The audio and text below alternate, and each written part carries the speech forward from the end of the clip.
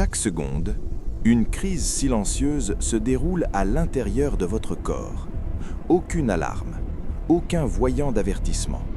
Seule une question résonne dans l'obscurité du corps. L'oxygène arrivera-t-il à temps? Sans lui, la pensée ralentit, les muscles s'affaiblissent. La vie commence à s'éteindre. Et pourtant, des millions de fois par jour, un voyage caché vous sauve.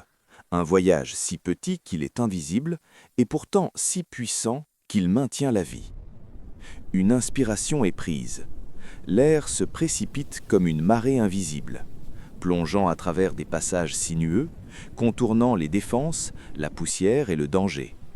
Le monde devient plus chaud, plus étroit, jusqu'à ce que l'air atteigne sa destination finale, les poumons. Ici, l'obscurité brille doucement. Des millions de petits sacs aériens s'éveillent, en attente. Ce n'est pas seulement respirer, c'est la préparation à l'échange. Approchez-vous, plus près que l'œil n'ait jamais pu voir. Chaque alvéole est un dôme fragile, plus fin que du papier, flottant dans l'ombre.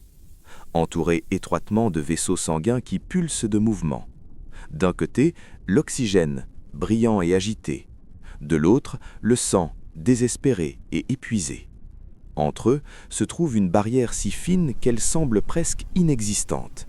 Et pourtant, cette barrière décide tout. L'oxygène fait son mouvement. Aucune force, aucune explosion. Juste une dérive silencieuse à travers la membrane, de l'air au sang. Au moment où il la traverse, la chimie s'enflamme. Les globules rouges s'éveillent. L'hémoglobine s'ouvre, comme une serrure trouvant sa clé. L'oxygène se lie. Le sang se transforme, de cramoisi d'ombre à rouge éclatant. La vie se recharge. Maintenant, le courant s'accélère. Chargé d'oxygène, le sang se précipite en avant, courant dans les artères comme des rivières lumineuses.